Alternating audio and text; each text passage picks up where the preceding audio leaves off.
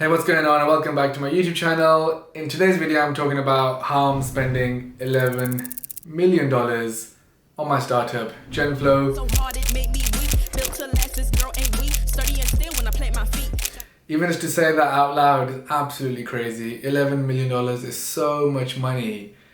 And I'm not someone that's grown up with money in that way. That I still remember when I raised the money and they wired it to our business bank account, like how crazy that felt just seeing the number there. And after years of hard work, dedication, focus is how I got to the point of raising $11 million to now be able to spend it. So yeah, quite excited to make this video. If you don't know too much about me, I'll give you a very quick summary. So I'm pretty much like most people, I would say, in terms of grew up in a normal household, normal family.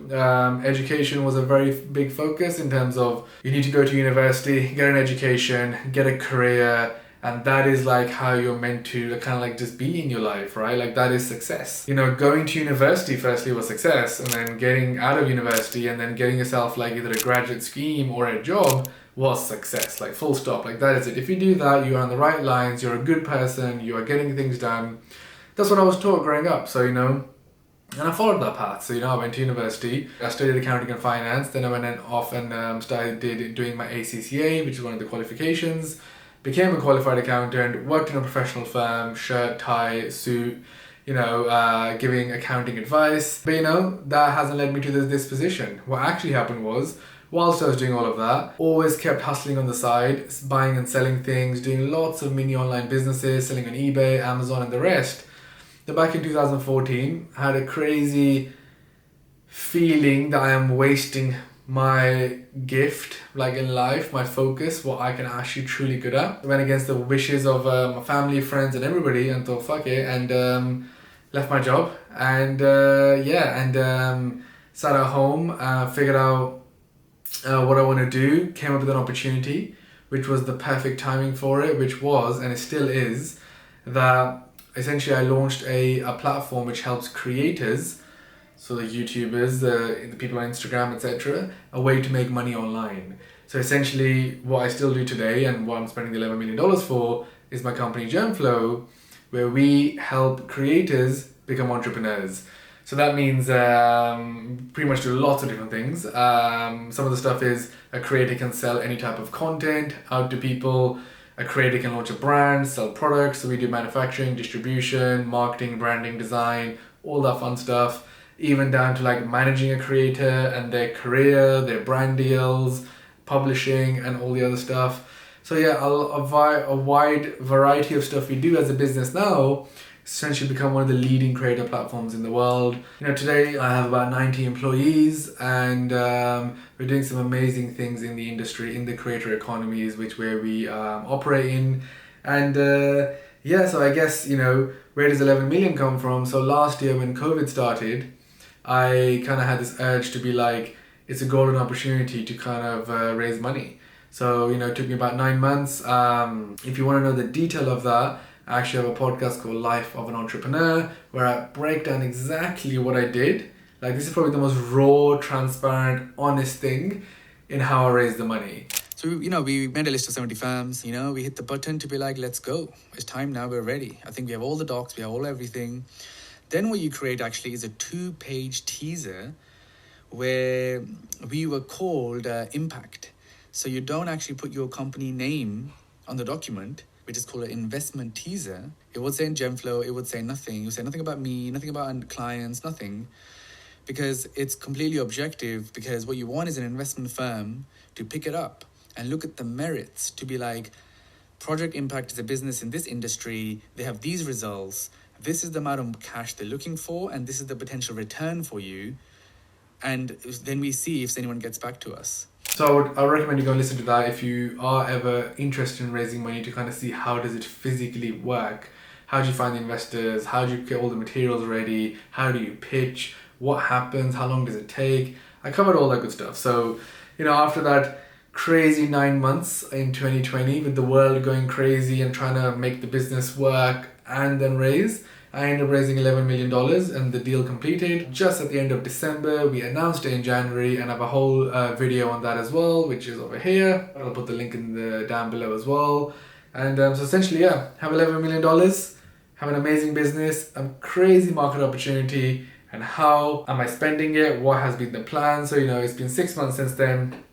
And I guess when you do raise money, you actually obviously need to put a full plan together. So, you can't just, I had to know upfront what I'm going to do to spend the money. So yeah, I guess the strategy is as follows. So number one, the biggest thing of the funding round of the $11 million was hiring. I would say 30% of that 11 million is being focused on hiring. Why? Because firstly, I think I've managed to scale the business quite well, and my staff are all, the team is very like myself, that we are all doers.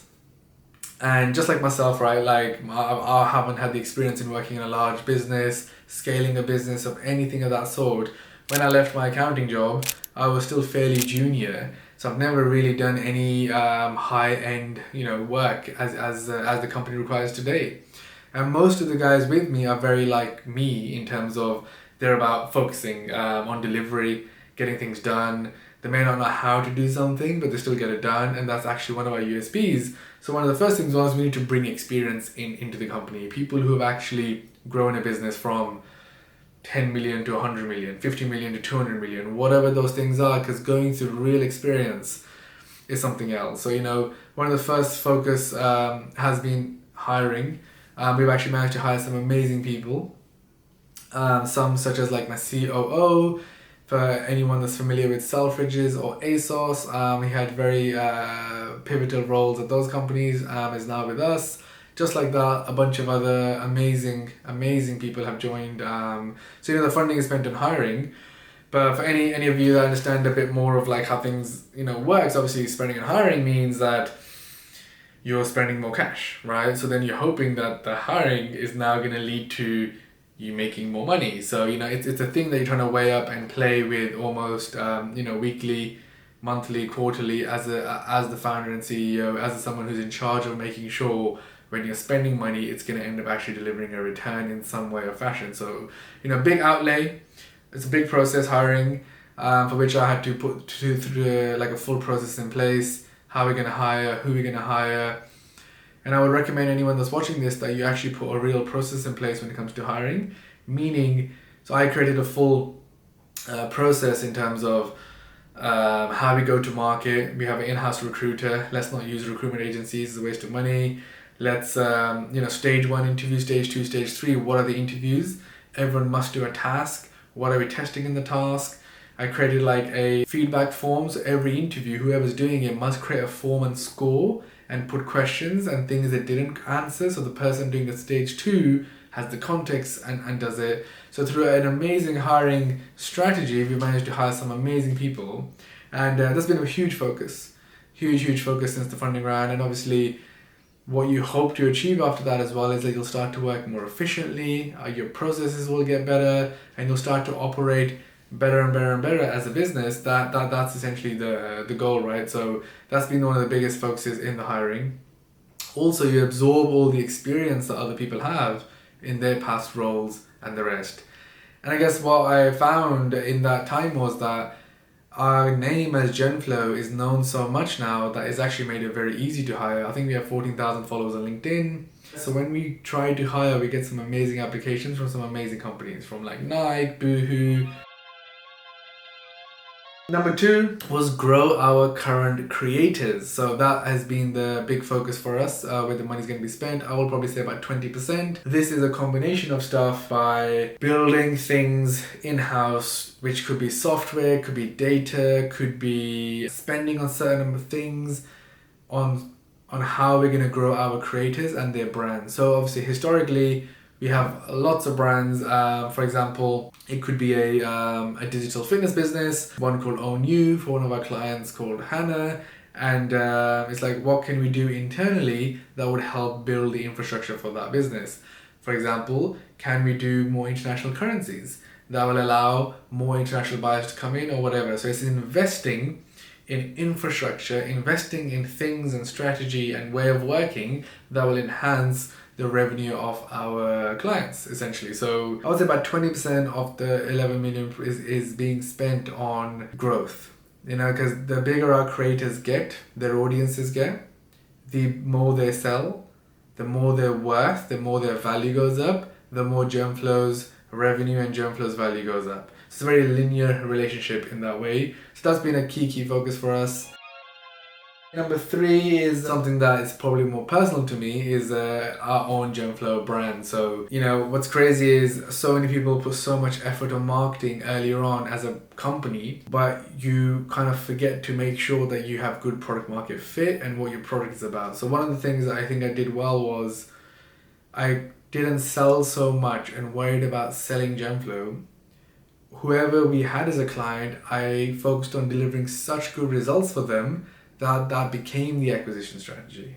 Do you see what I mean there, right? So if you're an agency owner or have clients or whatever, or have customers, focus on making your customers so happy and love your product so much they will tell others about it, instead of being so focused on like trying to be cool and a brand and all that stuff. Because if there's no substance, that will eventually just fail. I see lots of people, they'll like pay for a crazy out-of-home campaign. They have like adverts on buses and big marketing campaign and a video shot and all this going on, but no one actually likes the clothing.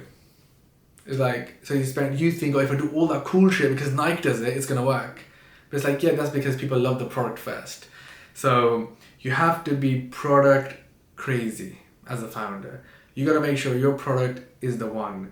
So for us, I launched a way to consume fitness content better than anyone in this world.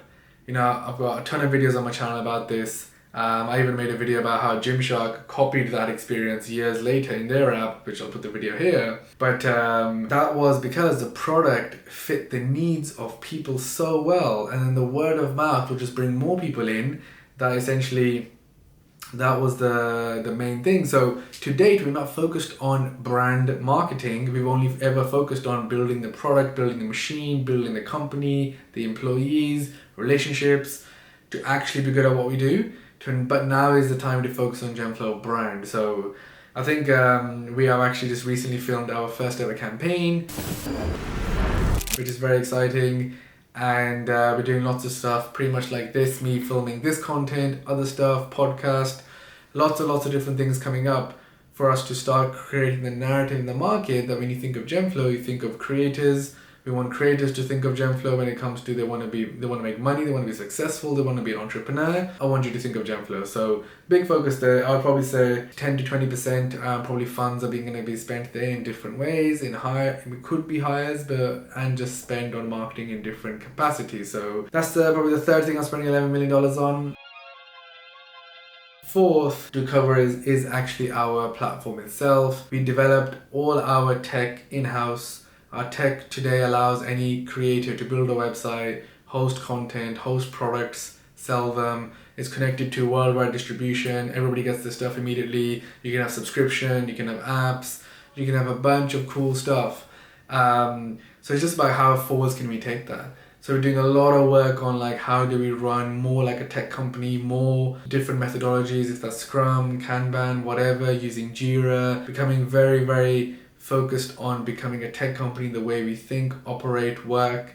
What features can we build? What's in the market? Is that NFTs? Is that worth doing or not? Lots of stuff like that. So I think a lot of effort, I would say down to like 30% of cash is going to be spent figuring that out, hiring the right people. And we're making very good progress there in terms of like what we're trying to build. So now in summary, $11 million, a lot of money. Of course, we're making money at the same time too. As a business owner, it's called cash flow management, trying to manage how much money you're going to spend on what, when, how, what's the return going to be, everything else. So that's been pretty much like my focus as well. And it is a challenge, anyone watching this as well, like a lot of people dream to raise a lot of money. It comes with a lot of pressure, which definitely I feel. It comes with a lot of real life scenarios that you have to manage, that okay, we end up spending more this month compared to the budget, or the sales were low, which means we made less, etc. So you have to constantly be looking at a way to kind of manage the cash in the business. So spending 11 million is the plan. We're spending it, but we're trying to do it in a way which is sensible, which gives us enough runway. Runway means the amount of months before you run out of cash, because you can calculate it based on how things are going and your forecast or whatever, what's going to happen. The goal obviously is to be cash flow positive each month, but when you're trying to aggressively grow a startup, it's okay to spend money to grow. I think that's probably the final thing I'll cover. Growing up, you always think, right, that's all about profit. And profit is everything. That's what you hear about, or how much profit you make. And the crazy thing is, it's actually not about making profit. If you look at any large business in the time they scaled, for example, Amazon may be profitable now, but for years and years they weren't, or Uber, or whoever, because nobody cares about profit. It's about sensible, it's about top line revenue growth, and it's about, do you know why you're not making a profit? For example, so like this year, the goal for us at Genflow is not to be a profitable company, because we will sacrifice growth. So growth is more important than profit, because no one is going to give you a high five for profit besides your ego if that's what you're chasing. I'm chasing revenue growth. So spending 11 million, the whole concept behind it is, can we spend it in a smart way that will fast track our growth, even if it means some loss has to be made, as long as it's worth it, because the revenue growth is so much, it increases your valuation. Ultimately, with every business, especially in a startup or a tech startup, the goal is increasing your valuation as a business, so one day you could exit that business and make a ton of money, right? And even for me, that's the game. You know, the goal is, can I build this business to a 500 million valuation? Can I sell it after that? Is my personal goal, is the goal of our investors, board, and lots of people and team members here at Genflow. Yeah, very, very important that spending 11 million with a different thinking cap almost is kind of like what I've been focusing on and learning, because at times when you have spent 3, 4, 5, 6, 700,000 pounds, it does feel absolutely crazy, because never seen that much money in my life, and now we spend it like it's nothing. Or I invest in things, so we invested like 200,000 into this brand or stock or something, 100,000 here. It's so much money, and it feels like, it just feels absolutely crazy. But I'm gonna end the video there. Hope you like this video. So I'll probably end up doing a follow-up soon about how it's progressing, and if you hit the subscribe button, lots of videos coming up, hopefully 3 a week, and I'll see you in the next video.